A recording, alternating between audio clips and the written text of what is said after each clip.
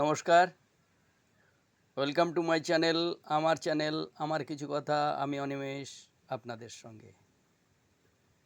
আজ সোমবারে আমরা নিরামিষ খেয়ে থাকি, তাই দুপুরের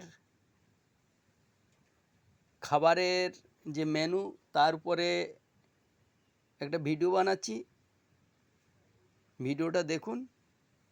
ভাতের সঙ্গে রয়েছে লেবু, কাঁকরোল ভাজা, একটা